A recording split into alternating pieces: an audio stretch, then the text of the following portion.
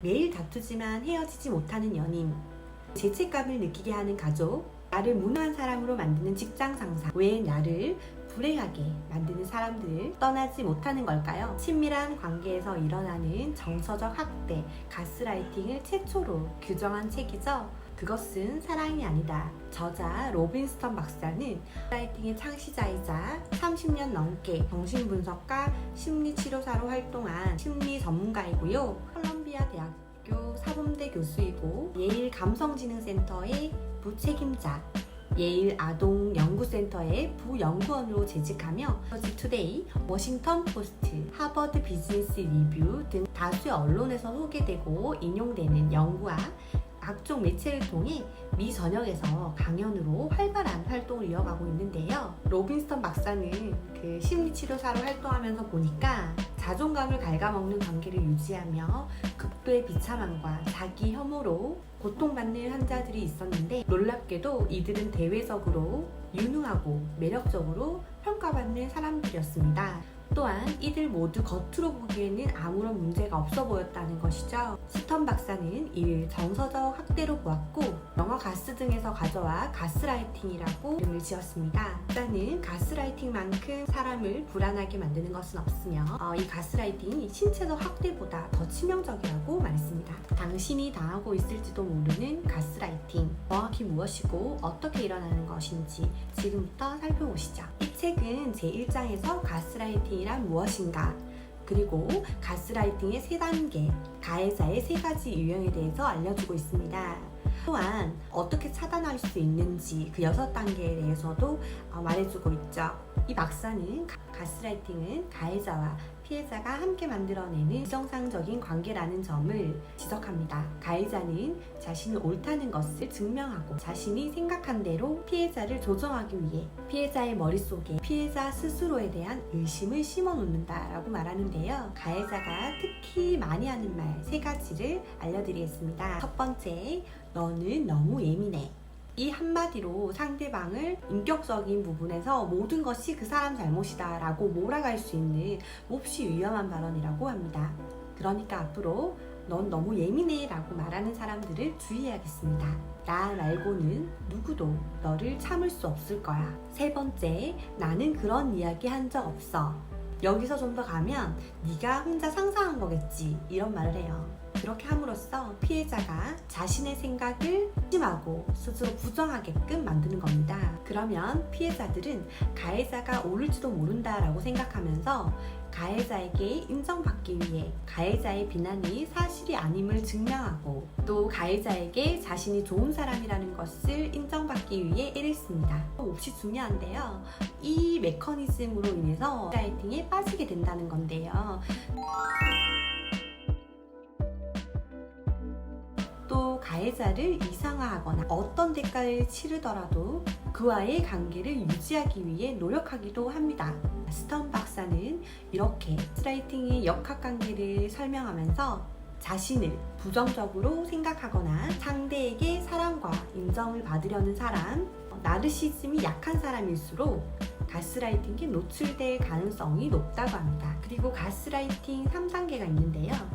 박사는 이런 예를 듭니다. 어떤 모르는 남자가 여자에게 이제 전화번호를 물은 겁니다. 그 얘기를 남자친구한테 했더니 그 남자친구가 하는 말이, 너가 평소에 야한 옷을 입고 다니니까 그 사람이 너한테 말을 건 거야, 이렇게 얘기를 한 거예요. 그러면은 이 말에 대해서 어떻게 피해자가 반응을 하는지 따라서 지금 가스라이팅이 1단계에 머물렀는지 2단계 아니면 3단계에 머물렀는지 확인할 수가 있다는 겁니다. 1단계는 불신이 있습니다. 겉으로는 가볍게 대꾸하고 무시하지만 속으로는 내가 정말 옷을 야하게 입었나?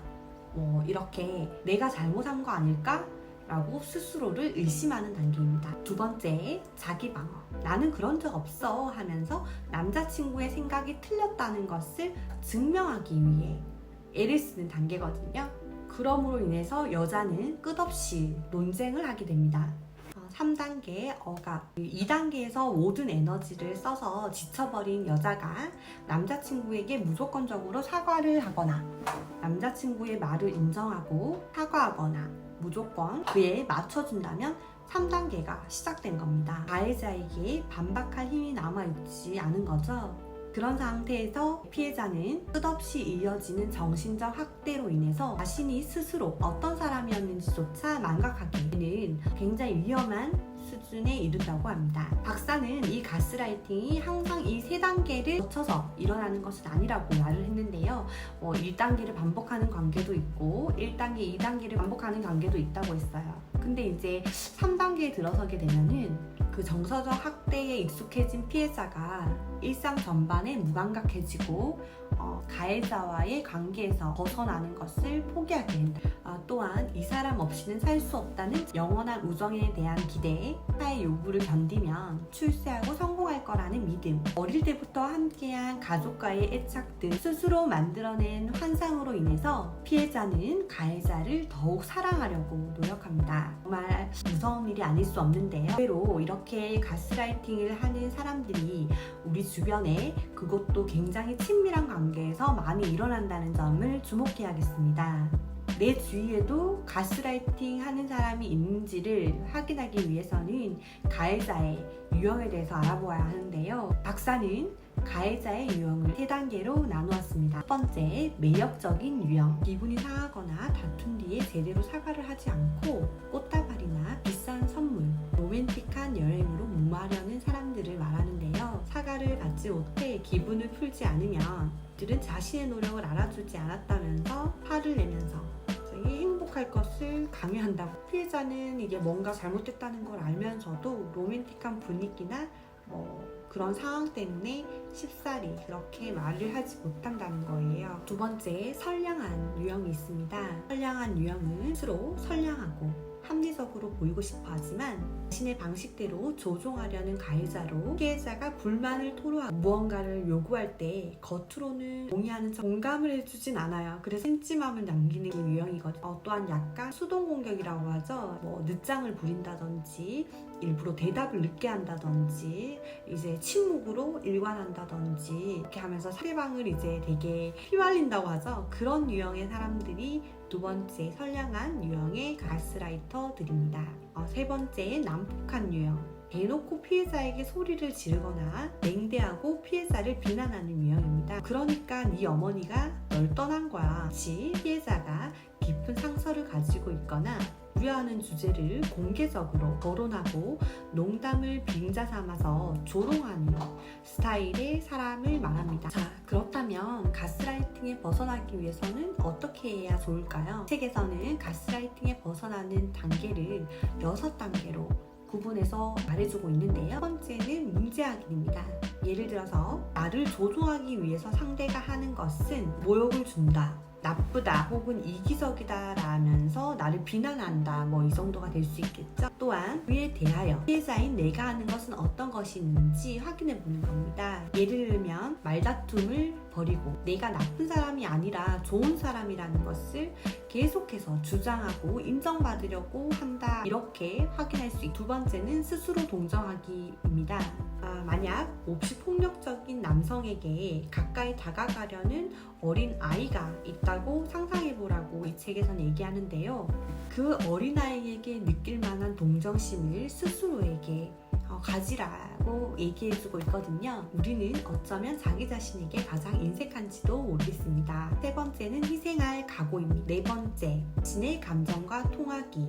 자신의 감정을 관찰하고 또 직시하는 시간을 가지는 게 몹시 중요할 수 있겠죠. 가해자의 정신적 학대로 인해서 자신의 감정이 무엇인지, 자신의 생각이 무엇인지 관찰하고 부정짓는 그런 작업 자체가 필요할 수가 있겠죠. 다섯 번째, 자신에게 힘 부여하기. 그리고 여섯 번째, 우선 한 걸음 내딛기가 있습니다. 오랫동안 정서적으로 시달려온 사람이라면 관계를 벗어나는 것이 거의 죽음처럼 느껴질 수 있는데요.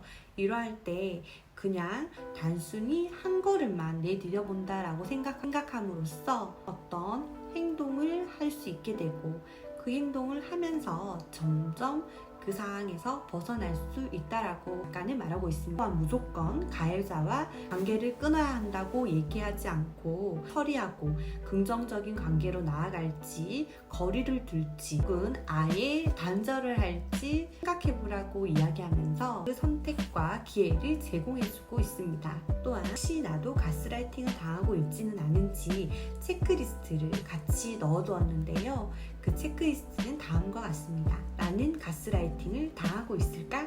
첫 번째, 왜 그런지는 모르겠는데 결국은 항상 그의 말대로 진행된다. 두 번째, 너는 너무 예민해. 나 말고는 그 누구도 너를 참을 수 없을 거야. 이게 바로 네 부모가 너를 무시하는 이유야. 진정한 프로라면 비난 정도는 감수할 수 있어야 해.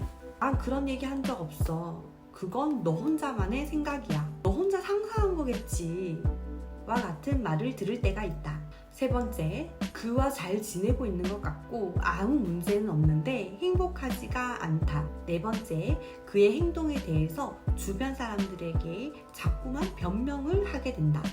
다섯 번째, 그를 만나기 전에 내가 오늘 잘못한 건 없는지 미리 머릿속으로 점검한다. 첫 번째, 그가 윽박 지르는 것을 피하기 위해 거짓말을 한다.